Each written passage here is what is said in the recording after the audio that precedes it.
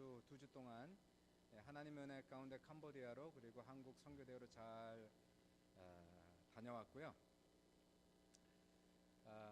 아직 시차가 좀 이렇게 안 풀려서 몸 컨디션이 좋지 않지만 여러분이 컨디션이 좋아야 은혜를 받을 수 있습니다. 그래서 좋은 컨디션을 가지시고 그 선교를 통해서 참 많은 은혜가 있었습니다. 우선 그 한국 선교사님들 한 40명 정도가 라이프 대학이 있기 때문에 열심히 일하고 봉사하다 보니까 또 많이 은혜가 떨어진 것 같아서 그러한 영적 부흥회를 좀 가졌고요. 또 영적 분위기가 많이 쇄신되었고 또 은혜가 많은 그런 시간을 가졌습니다. 대부분의 이제 선교사님들이 이제 대학교니까요, 교수들이 많아요. 교수하다가 은퇴하고 65세 은퇴하고 너무 젊잖아요. 그러니까 5년에서 한 10년 정도를 그들이 이제 봉사하죠. 그래서 학교에서 나오는 펜션을 받아가지고 연금을 받으면서 그 학교에 헌금도 하고 그 다음에 가르치는 그런 사역을 하면서 대부분의 이제 많은 사람들이 이제 대학 교수들이었던 분들이 상당히 많이 지성인들이죠. 그래서 그분들에게 뭐 박사들에게 뭔 얘기를 하겠어요. 그러나 영적인 말씀을 전하고 또 은혜의 시간을 가졌고 특별히 이제 국연회 총장이 가장 많이 은혜를 받았던 여러 번 얘기를 해서 참 감사했고 관계적으로 많이 풀어가는 그러한 시간을 가졌고 학생들이 한 1,300명 정도가 됩니다. 초중고 대학생들까지 한 1,300명 정도가 돼서 젊은 18세, 19세, 20세, 21세 뭐 이 정도의 청년들에게 도전적인 말씀 그리고 영적 리더십에 대해서 말씀을 전하면서 참 많은 은혜를 받았고요. 신학생들이 한 40명 정도 돼서 또 그 아이들에게 청년들에게 귀한 말씀을 전할 수 있는 그런 시간을 가져서 참 귀한 시간 되었습니다. 우리 윤혜성 선교사는 참 잘하고 있고요. 우리가 지금 간지 한 10개월 됐죠? 8개월 됐나요? 한 10개월 됐나요? 그렇게 됐는데 신학생이 한 40명 되는데 그 신학생들을 제자로 삼아서 잘 가르치고 있고 그다음 주일날에 이제 주일 학교가 있어요. 그 예배를 드리니까 그래서 이제 외국인 예배니까 그 아이들과 함께 또 그 주변 동네에 있는 아이들 한 벌써 이 윤혜상 선교사가 시작을 해서 70명에서 많게는 90명까지 모이는 큰 주일학교가 되었고 학생들에게 사랑을 많이 받더라고요. 친구처럼 또 누나처럼 언니처럼 그렇게 대해주면서 자기가 받는 선교비에서 많이 아이들한테 음식도 사주고 뭐 그런 거 스낵도 사주면서 그렇게 선교를 하는 그런 모습이 참 감사했습니다. 주변 어른들로부터 많은 칭찬을 받고 또 인정을 받았더라고요. 처음에 가서는 뭐 조금 텃세를 부리는 것 같대요. 그래서 근데 좀 시간이 지나니까 굉장히 이제 인정을 하고 그리고 사랑을 많이 받고 총장님의 신뢰를 받아가지고 저한테 총장님이 1년 좀 더 있게 하면 안 되냐고. 그래서 아니 교회에서 물론 우리가 재정 지원하지만 제 성격상 뭐 있으라 마라 이런 성격이 아니고 또 본인이 기도하고 결정할 거니까 윤혜상 선교사 기도해보고 결정할 수 있도록 하겠다고 해서 이제 두고 봐야 됩니다. 이제 더 있을는지 아니면 올는지는 아마 두고 봐야 될 것 같은데 참 귀한 시간이었습니다. 선교 지역에서 선교하는 귀한 그 우리 윤혜상 선교사 외에도 그 평신도 선교사들 가서 젊거나 또는 나이가 들었거나 선교하는 그런 모습이 참 아름다웠고요. 선교 지역을 가면 우리의 우리 인생의 가치가 배가가 되는 것 같았습니다. 좀 뭐라 그럴까요? 조금 더 여기보다 더 쓰임 받는 느낌 있지 않습니까? 한국 같은 경우는 워낙 프로그램도 많고 그다음 설교도 기라성 같은 목사님들이 많아서 아무리 좋은 설교해도 이제 설교의 홍수 프로그램의 범람 때문에 사람들이 뭐 좋은 거 봐도 좋은지 모르고요. 왜 음식 맛있는 거 먹을 때 맛있는데 자꾸 먹으면 또 그것도 질리지 않습니까? 그런 것처럼 교회에 있는 프로그램이나 설교도 좋은 설교를 들어도 진짜 좋은 설교를 듣지 않으면은 귀가 비싸져가지고 보급이 돼서 잘 은혜 받지 못하지만 선교 지역은 역시 열악하잖아요. 그래서 조금만 은혜 있는 설교를 하면 참 큰 은혜가 있고 또 반응이 뜨거운 그러한 모습을 보았습니다. 한국 가서는 이제 이상 목사를 만나서 우리 왜 인도에 있는 이상 목사 있지 않습니까? 우리가 원래 캐나다로 모셔와서 신학 공부를 시키려고 그랬는데 비자 문제가 이게 열리질 않아갖고 결국 한국 가서 공부를 하고 있어요. 그래서 거기서 만났고 이상 목사님이 얘기하기를 작년에 우리가 그 인도에도 갔다 왔는데 많은 마을을 돌면서 특별히 그 이슬람 지역을 돌았습니다. 해격구원 교회 없는 예수를 알지 못하는 그러한 지역을 돌면서 복음을 전했는데 특별히 그 회교권 돌면서 제가 지금도 기억이 나는데 큰 은혜가 이렇게 임했어요. 설교는 제가 하지 않고 이제 지연 자매가 한 줄 알았더니 안나가 했다 그러네. 안나 자매가 있는데 다 예수 영접하고 기도할 때 사람들이 회개하고 돌아오고 그 얘기를 하더라고. 거기에 큰 은혜가 임해가지고 이제 교회가 우뚝 서서 이번에 올해 11월 달 가면은 그 교회도 방문하게 될 것이다 그렇게 얘기를 하니까 여러분 중에서도 이제 11월 달 이제 인도 선교 준비하시고 그리고 많은 분들이 갈 수 있기를 부탁을 드리겠습니다. 복음의 역사가 선교지역에 많이 나타나고요. 우리의 삶의 대가 가치를 느끼게 됩니다. 항상 느끼는 게 있는데 세상은 넓고 할 일은 많은데 참 능력이 없고 부족하다. 그럼에도 불구하고 하나님은 부족한 사람을 통해서 하나님이 일하신다. 믿으시면 아멘 합시다. 믿으시고 함께 동참 감사하겠습니다. 말씀드렸지만 제가 어제 와서 또 어제도 하루 종일 바쁘게 있다 보니까 아직도 피곤이 덜 풀리고요. 컨디션 좋지 않지만 여러분이 컨디션을 최고로 유지하셔야 됩니다. 한번 따라해 보십시오.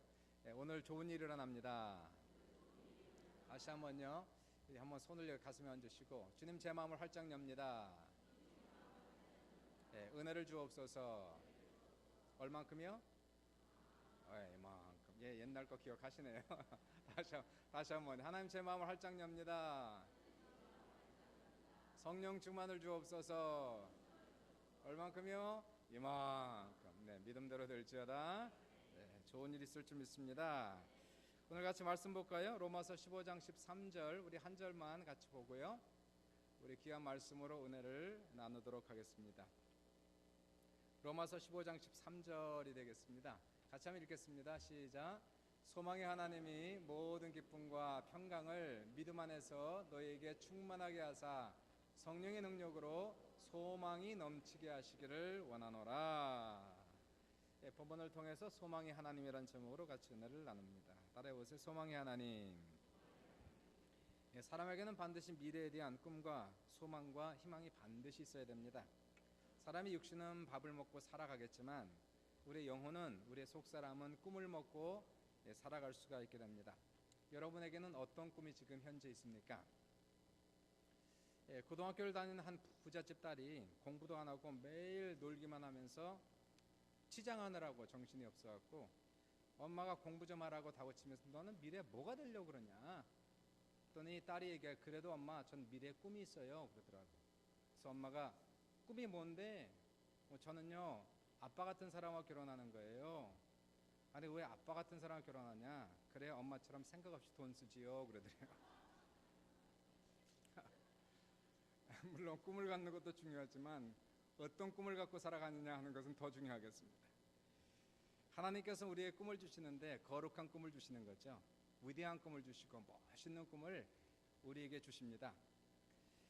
꿈이라는 것, 우리의 마음의 소원이라는 것은 하나님께서 우리에게 말씀하시는 소통하는 소통수단이에요. 하나님이 어떻게 우리에게 말씀하실까요? 많은 사람들이 하나님의 음성을 귀로 듣고자 하지만 들리지 않습니다. 잘못하고 있으니까 안 들리는 거예요. 주님은 지금도 우리에게 말씀을 하세요. 소통하고 계세요. 근데 어떻게 소통하시냐고요? 꿈을 통해서, 희망을 통해서, 마음의 강한 소원을 통해서 우리에게 지금도 말씀하고 있으니까 귀로 들으려고 하지 말고요, 마음으로 하나님의 음성을 들으려고 노력을 해야 되는 것입니다. 빌립보서 2장 13절에 말씀하시기를 너희 안에 생하시는 하나님이시니 자기의 기쁘신 뜻을 위하여 너희에게 소원을 두고, 무엇을 두고? 소원을 두고 행하게 하시나니. 소원을 두고 행하게 하신다. 사도행전 2장 17절에도 말씀하죠. 성령도 말씀하시는 게 소원을 통해서, 희망을 통해서, 꿈을 통해서 말씀하십니다. 하나님이 말씀하시기를 말세에 내가 내 영을 모든 육체에 부어주리니 너희의 자녀들은 예언할 것이요 너희 젊은이들은 환상을 보고 너희의 늙은이들은 꿈을 꾸리라. 성령의 역사 중에서 가장 중요한 것 중에 하나가 소망 없는 자에게 소망을 주시고 꿈이 없는 자에게 꿈을 주시는 것이 성령의 역사라는 것입니다. 그래서 오늘도 성령은 우리에게 소통하시는 거예요. 말씀하시고 있는 거예요. 꿈을 통해서, 비전을 통해서, 환상을 통해서 우리에게 말씀하고 있다는 것입니다. 그래서 복음성가 중에 이게 있죠. 성령이 오셨네, 성령이 오셨네, 내 주에 보내신 성령이 오셨네, 우리 인생 가운데 진히 찾아오셔서 그 나라 꿈꾸게 하셨네. 무슨 꿈을 꾸게 하신다고요? 그 나라 꿈꾸게 하신다는 얘기예요. 하나님 나라에 대한 꿈을 꾸게 하시고 하나님 나라에 대한 비전과 환상을 우리에게 주시고 그 꿈을 통해서 역사하신다라고 말씀하는 것입니다. 예수를 믿는 우리에게는 소망이 있습니다. 왜냐하면 소망이 하나님이시니까, 소망의 성령이시니까 우리에게 소망이 많은데요, 기독교 신앙 안에서 소망의 큰 두 산맥이 있습니다. 첫 번째 소망을 부활의 소망 이렇게 얘기하고요, 두 번째 소망을 재림의 소망 이렇게 얘기하는 거예요. 두 가지만 얘기할게요. 첫 번째가 부활의 소망입니다. 따라해보세요. 부활의 소망. 기독교를 가리켜서 보통 사랑의 종교다라고 얘기하지만 어떤 학자는 얘기하기를 희망의 종교다라고 얘기합니다. 오늘 본문을 보시니까 소망의 하나님이 딴 거 다 빼고요, 주어하고 서술어만 집어넣으면, 주어 목적어 서술어만 집어넣으면 소망의 하나님이 너희에게 소망이 넘치게 하시기를 원하노라 이렇게 나와 있어요. 소망의 하나님이 너희에게 소망이 넘치게 하시기를 원하노라. 희망의 신학자가 있습니다. 희망의 신학자라고 불리는 몰트만 박사가 있죠. 올해 90세인데요 25년생이니까 90세, 신학계 거장입니다. 이분이 신학계에 등장했던 1950년대 60년대, 그때 그분의 주제는 한 가지였어요. 희망. 그리고 이러한 질문을 이분이 하기 시작해요. 왜 기독교 신학은 희망이라는 주제를 내팽개쳤는가? 오늘날 기독교 안에 초대교회 희망의 정신은 도대체 어디에 있는 것인가? 신학 안에서 희망이란 주제로 신학을 논한 사람은 한 명도 없었습니다. 이분이 유일한 분이었다는 거예요. 그래서 이분이 희망을 얘기하기 시작합니다. 소망. 몰트만에 의하면 기독교는 처음부터 희망으로 시작하여 희망으로 끝난다 라고 얘기하면서 그 희망의 시작이 부활이라는 것이에요. 억울하게 죽은 그리스도를 부활시켜서 온 세계의 주님으로 삼은 하나님이 바로 희망의 주체다라고 얘기합니다. 하나님을 믿고 신뢰하면, 우리가 하나님을 믿고 신뢰하면 죽음에서도 우리를 부활시키시는 하나님이 있다는 것이에요. 이것이 기독교의 믿음이요, 기독교의 소망이요, 기독교의 고백이다. 사랑하는 여러분, 생각을 한번 해보세요. 예수님이 돌아가셨어요. 사람들이 잔뜩 기대했던 예수님이 죽으셨어요. 예수님 메시아다, 우리를 구원하실 분이시다, 이스라엘의 왕이다. 온 나라 전체가 떠들썩거렸습니다. 그러다 갑자기 어떻게 됩니까? 배신을 당하고 모함을 받고 결국 가룟 유다가 그를 팔아먹고 하루아침에 제자들 다 도망가고 예수님께서 매를 맞고 십자가에 달려서 못에 박혀서 돌아가셨다는 것이 죽음 끝이에요. 죽은 사람에게 뭔 소망이 있겠어요? 죽은 사람에게 어떻게 기대를 합니까? 뭘 기대하겠어요? 죽은 남편에게 뭘 기대하겠어요? 죽은 아내에게 뭘 기대하겠어요? 죽은 자식에게 뭘 기대하겠어요? 죽었는데. 살아있으니까 소망이 있지만 죽은 사람에게 뭘 기도해요? 전도서 9장 4절에도 얘기하지만 살아있는 자에게 소망이 있으면 살아있는 개가 죽은 사자보다 낫기 때문이로다. 우리 속담에 정승집 개가 죽으면 사람의 발길이 많아도 막상 정승이 죽으면 발길이 끊긴답니다. 살아있다면 희망을 걸어보겠지만 죽은 사람에겐 소망이 없다는 거예요. 사람에게는 소망이 없다는 겁니다. 그런데 놀랍게도 하나님 안에서 소망을 발견했다는 것이에요.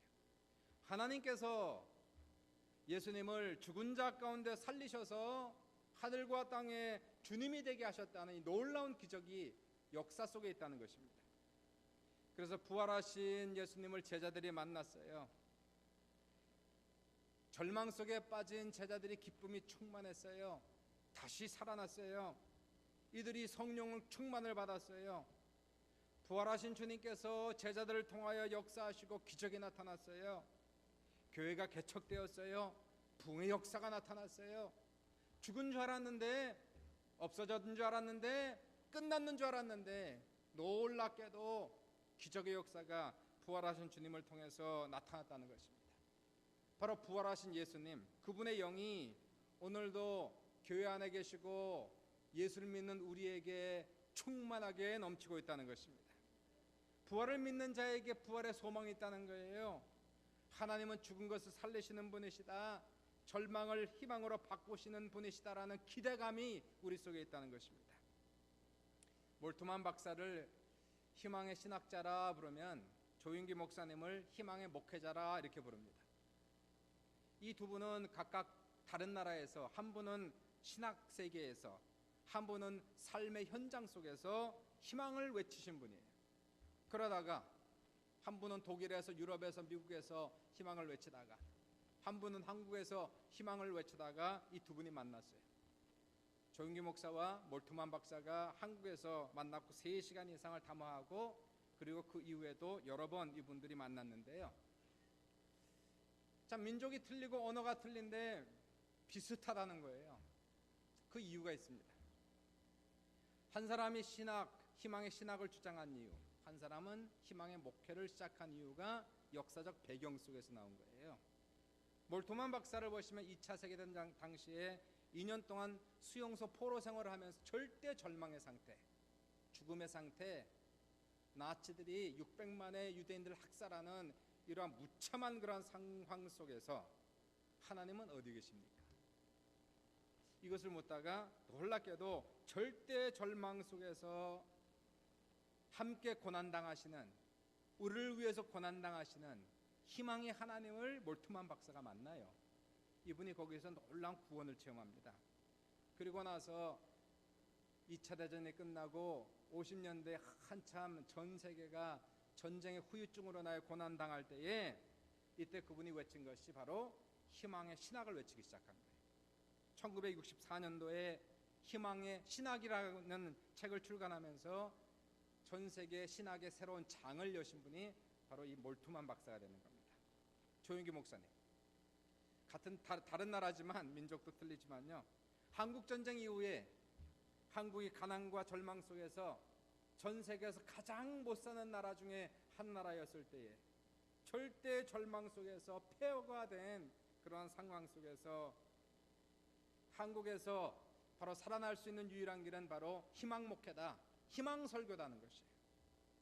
할 수 있다, 우리도 하면 된다, 해보자.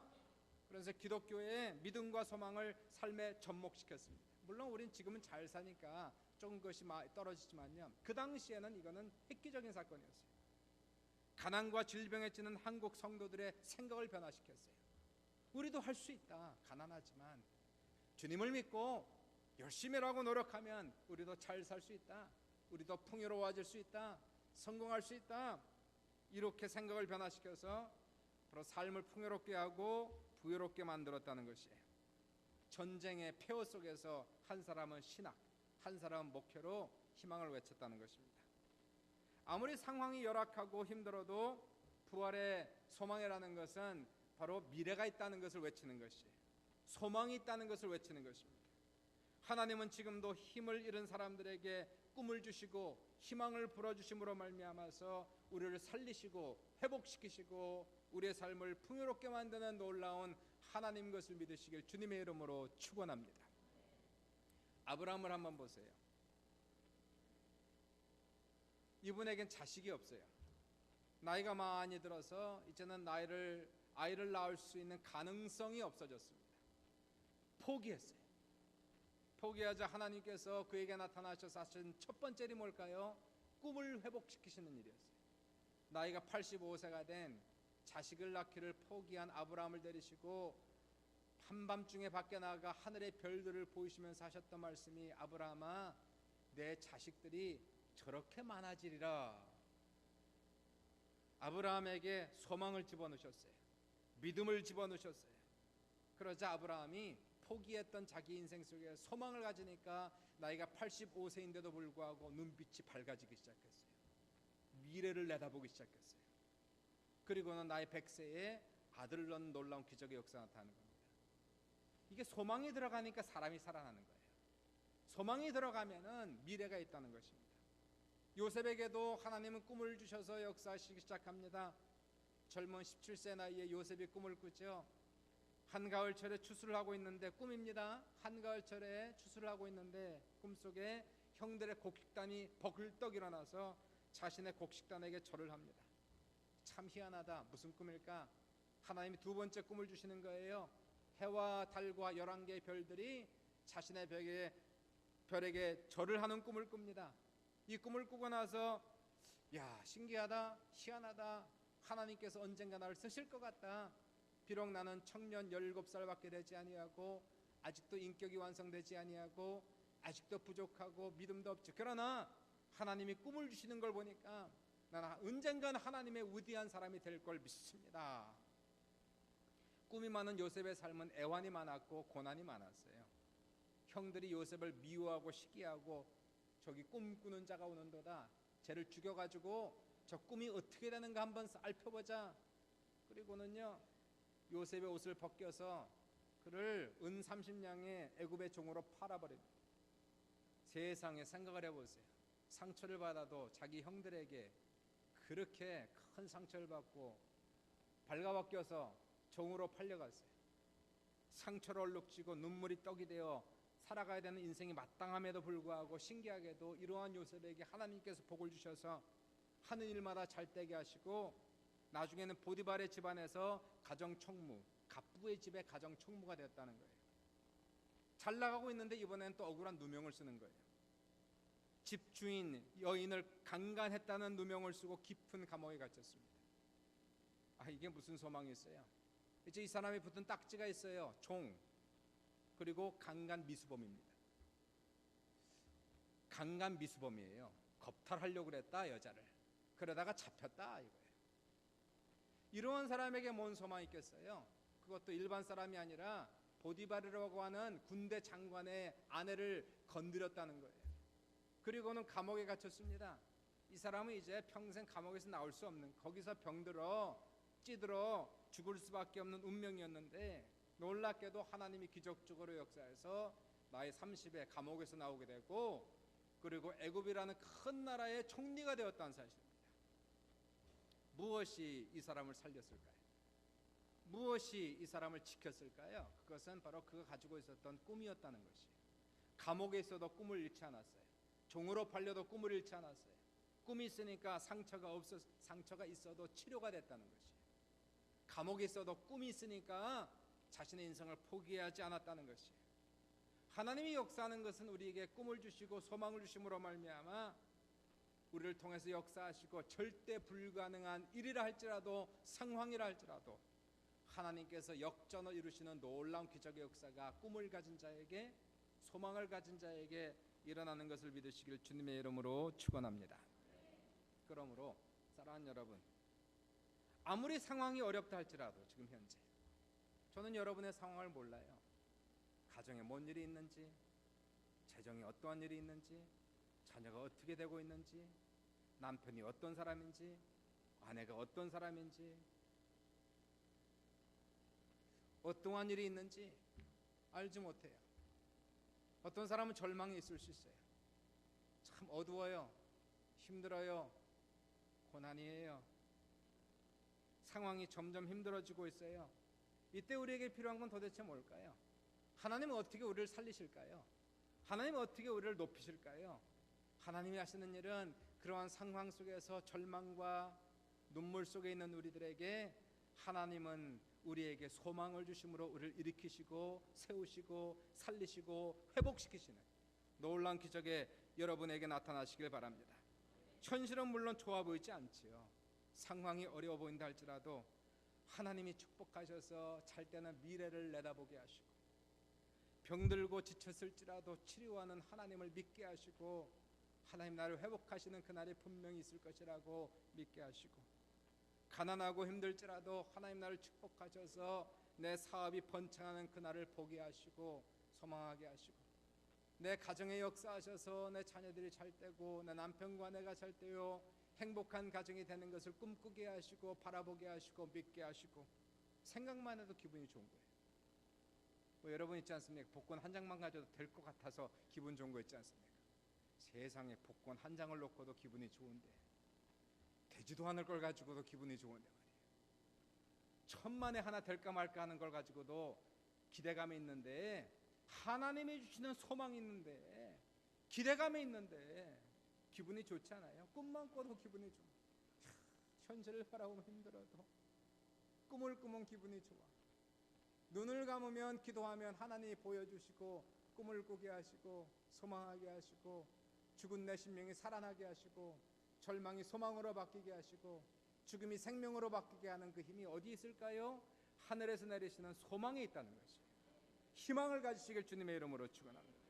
절망은 없다. 그래, 예수님께서 부활하셨는데, 아니 죽은 자를 부활하신 하나님이 있는데 절망이 어딨냐는 얘기예요. 밝은 미래가 있다, 나에게도 소망이 있다 하는 것이. 따라해 보십시오. 좋은 일이 일어난다, 기적이 나타난다, 불가능은 없다, 기도하면 된다, 믿습니다.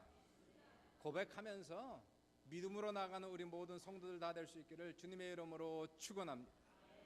부활을 믿으십니까? 부활을 정말 믿으십니까? 하나님께서 예수를 죽은 자 가운데 살리셨다는 것을 믿으면 부활의 소망도 있어야 된다는 것이에요. 이야, 부활의 소망이 내 삶에 있다. 지금은 망했어요. 넘어졌어요. 지금은 완전히 망가졌어요. 도저히 소망이 없어요. 그래도 아니 죽은 자를 살리는데 이 상황을 역전 못 시키겠느냐는 얘기하는 거예요. 그러므로 나는 부활하신 예수를 믿습니다. 나는 부활의 하나님을 믿습니다. 내 안에는 부활의 소망이 있습니다. 이게 바로 우리가 얘기하는 부활의 소망을 얘기하는 거예요. 할렐루야. 아버지, 우리의 성도들의 삶이 부활하게 하소서. 우리 교회가 부활하게 하소서. 이 민족이 부활하게 하여 주옵소서. 부활의 하나님 믿고 소망하는 우리 모두가 될 수 있기를 주님의 이름으로 축원합니다. 두 번째요, 양대산맥을 얘기했죠. 기독교 안에서 소망이라 하면 첫 번째가 부활의 소망, 두 번째가 재림의 소망이에요. 따라해보세요. 재림의 소망. 기독교의 소망이 부활로 시작했다면 기독교의 소망은 재림으로 마치는 거예요. 예수님의 재림은 기독교 신앙과 신학의 한 부분이 아니라 중심 주제가 바로 주님의 재림입니다. 기독교 신앙은 반드시 재림의 관점 속에서 봐야 되고요, 재림이라는 관점 속에서 보지 않으면 기독교 신앙이 이해가 되지가 않는 거예요. 인류의 역사는 창조부터 시작해서 종말에 이르기까지 인류의 역사는 재림이라는 관점에서 보지 않으면 인류의 역사는 이해가 되질 않습니다. 그러나 재림이라는 관점 속에서 보면 충분히 우리가 다 이해할 수 있어요. 사랑하는 여러분, 한번 역사를 보세요. 예수님이 부활하셨어요. 2000년 전에. 할렐루야, 부활하셨어요. 죄를 이기고 사망 권세 이기고 마귀 권세 이기고 주님 부활하시고 승천하셨어요. 근데 세상은 여전히 변한 게 없는 것 같아요. 전쟁의 끝이 없어요. 가난과 질병으로 수많은 사람이 죽어가고 있어요. 세상은 여전히 억울한 일들이 너무너무 많아요. 상처투성이에요. 마귀는 여전히 강성하고 지금은 악이 득세하는 것처럼 보여요. 약육강식의 세상에서 약한 사람들은 강한 사람들의 먹이가 되고 있어요.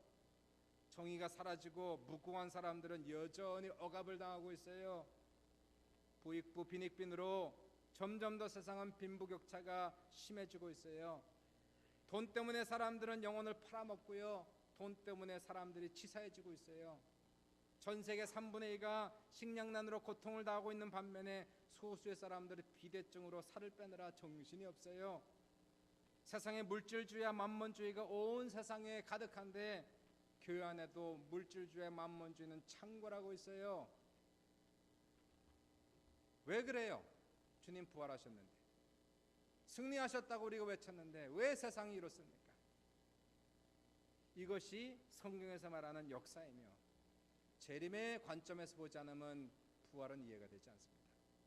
세상의 역사는 이해가 되지 않는 거예요. 거짓말 같아.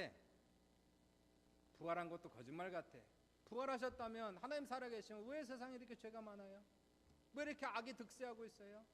왜 이렇게 문제가 많아요? 왜 억울한 사람이 많아요? 왜 무고한 사람들이 고통을 당하고 있어요?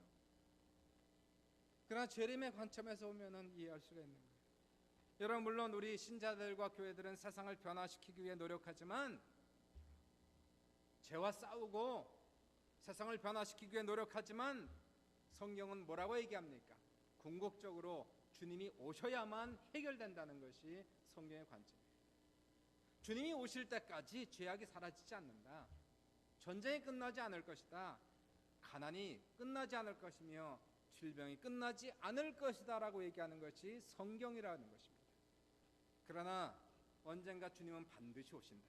믿으시면 아멘. 그분이 오시면 해결된다.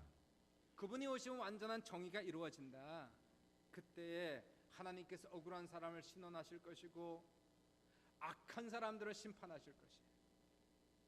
죄가 세상에서 사라지게 될 것이고, 예수님께서 마귀를 잡아 유황불에 던져 다시는 사람들을 유혹하지 못하는 세대가 올 것이고, 우리는 죄로부터, 악으로부터, 모든 질병과 고통으로부터 완전히 자유해지는 바로 그날이 올 것이라는 것이에요. 그날은 반드시 온다. 재림신앙이 없으면 신앙이 회의에 들어가요. 시험에 들 수 있어요. 하나님, 나 열심히 교회 다녔지 않습니까? 나 11조도 드렸어요. 나 열심히 봉사했어요. 나 정직하고 성실하게 살아가고 있어요. 근데 하나님, 왜 내 삶의 고난이 끝나지 않습니까? 이게 뭡니까 도대체? 저 사람은 잘, 나는 왜 이렇게 안 됩니까? 속상하지 않습니까? 섭섭하지 않습니까? 하나님께 시험 들지 않게 생겼습니까? 재림이 없다면 그럴 수 있다는 거예요. 천국이 없다면 그럴 수 있다는 것이에요. 물론 우리가 신앙생활하면서 부활의 소망이 있으니까 믿는 거죠. 죽어도 살아난다. 언젠간 성공한다. 언젠가는 잘 살 것이다. 부활의 소망으로 우리는 그렇게 나아가지만, 그렇다라고 100% 모든 사람이 다 그렇게 된다라고 얘기할 수 있나요? 그것은 현실적이지 않아요. 그거는 이상적인 세계를 얘기하고 있는 거예요. 세상은 이상적이 아닙니다. 세상은 공평하지 않습니다. 세상에 문제가 끝이 없습니다. 우리가 열심히 신앙생활하고 하나님 앞에 성실했고 정직했고 최선을 다하고 살았다고 다 돈 잘 벌고 성공합니까? 다 가정이 아름답고 행복합니까? 그렇게 생각하는 것은 잘못하면 회의에 빠지게 만들고 시험 들게 만든단 말이에요. 바로 그러한 사고를 가리켜서 세속적 신앙이다라고 얘기하는 것입니다. 우리의 궁극적인 소망은 물론 세상에서도 소망을 가지고 이길 수 있습니다. 잘 될 수 있습니다. 기적이 나타납니다. 좋은 일이 일어납니다라고 소망을 가지고 살아가지만, 우리의 궁극적인 소망을 세상에 둘 것입니까? 천국에 둘 것입니까? 사랑하는 여러분, 기독교에서는 우리의 궁극적인 소망을 세상에 두지 않고 하나님께 두고 있으며, 이 땅에 두지 않고 천국에 두고 있기를 주님의 이름으로 축원합니다. 우리의 궁극적인 소망은 천국과 주님의 재림이란 말이에요. 그날에는 반드시 신원하신다.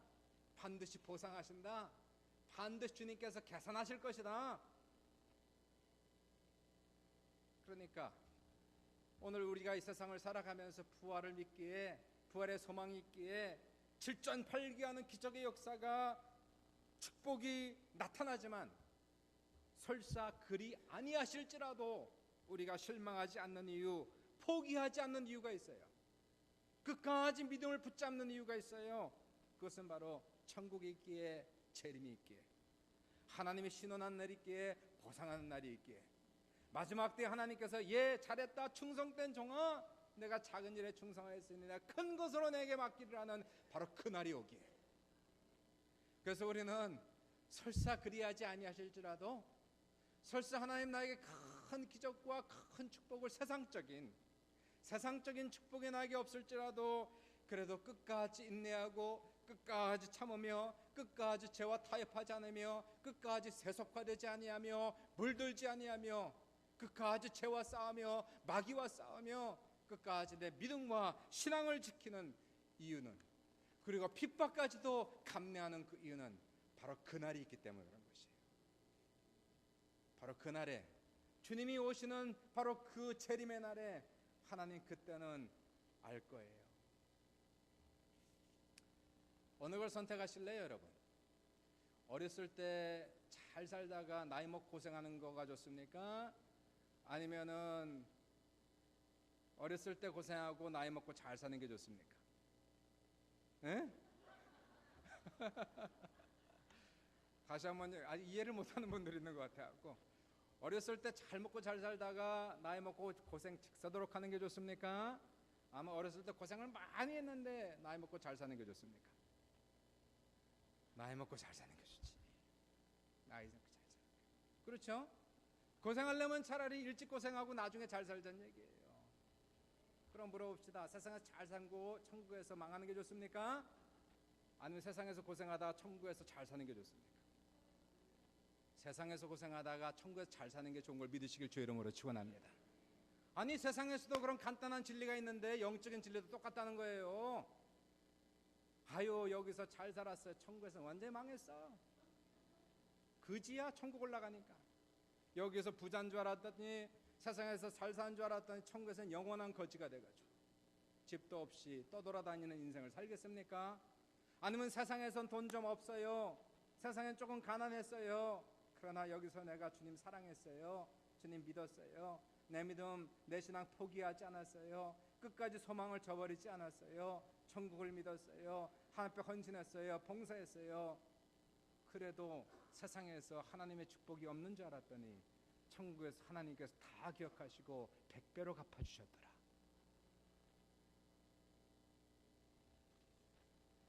이게 우리가 얘기하는 재림의 소망이라는 거예요. 우리에게는 현실적인 소망도 있습니다. 부활의 소망이 있어갖고 이 세상에서 믿으면 잘 될 겁니다. 기적이 나타날 겁니다. 7.8개 할 겁니다. 그러나 그것으로 끝나면 안 되지요. 우리에게는 궁극적인 소망은 세상에 두지 말자는 거예요. 천국이 있어요. 재림이 있어요. 미래가 있어요. 바로 그날이 있어요. On that day, 바로 그날에 주님께서 신원하실 것이다. 갚아주실 것이다. 해결해 주실 것이다. 그러므로 사랑하는 여러분, 이 소망을 갖고 사랑하는 자는 고난 속에서도 치사해지지 않습니다. 자부감 있는 거예요. 끝까지 우리는 이겨내는 거예요. 감내하는 거예요. 주님을 바라보고 살아가는 것이, 이러한 믿음과 이러한 소망을 끝까지 지켜가신 우리 모두가 될 수 있기를 주님의 이름으로 축원합니다. 이 전기가 이렇게 들어오면, 전기는 보이지 않습니다. 근데 전기가 들어오면 전기의 힘으로 많은 일이 일어나죠. 빛이 들어와서 환하게 비치기도 하고, 기계를 돌리기도 하고, 온 세계가 전기의 힘으로 막 돌아가고 있어요. 그러다 전기가 꺼지면 캄캄해집니다. 아무것도 안 되는 거예요. 불도 꺼지고 캄캄해지고, 그리고는 기계도 돌아가지 아무것도 되지 않는. 소망이 똑같습니다. 소망은 우리의 눈에 보이지 않지만 마치 전기와 전류와 비슷해서 우리 안에 소망이라는 전류가 들어오면 그 소망이라는 전류의 힘을 가지고 수많은 일을 할 수가 있는 거예요. 소망으로 세상을 밝히기도 하고 내 온몸이 움직이기도 하고 많은 일을 하는 것이 바로 소망의 힘인데, 어느 날 소망이 끊어지는 순간에 아무것도 안 되는 거예요. 캄캄합니다. 일어날 힘도 없습니다. 밥맛도 없습니다. 살맛도 생기지 않습니다. 이게 소망이 끊어진 거예요. 사랑하는 여러분, 예수 믿는 사람은요, 소망의 사람이 되어야 되는 것이에요. 부활을 믿으시면 아멘, 재림을 믿으시면 아멘. 그럼 부활의 소망이 있어야죠. 재림의 소망이 있어야 될 거 아닙니까? 절대 절망의 상황 속에서도 소망이 하나님을 붙드시는 여러분 되시길 주님의 이름으로 축원합니다. 이 세상에서 기적이 나타날 것이고, 그리 아니하실지라도 반드시 그날에 주님께서 갚아주시리니 30배로 60배로 100배로 갚아주시리니, 하나님이 세상에서 내가 주님을 믿고 주님을 섬기며 흔들리지 않는 내 믿음을 잘 지켜나가면서 다가오는 천국을 맞이하세요. 다가오는 재림을 맞이하세요.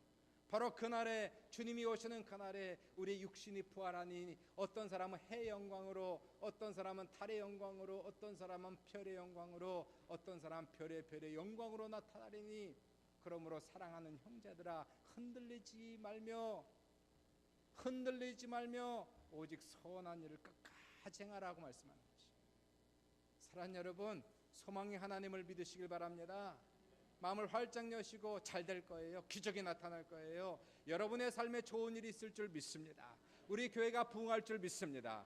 하나님의 놀라운 역사가 여러분과 저에게, 우리 교회에 넘치는 귀한 시대가 우리의 눈앞에 다가왔음을 믿으시고 승리하는 사랑하는 성도들 다 될 수 있기를 주님의 이름으로 축원합니다. 주의 이름으로 축원합니다. 우리 한번 기도합시다.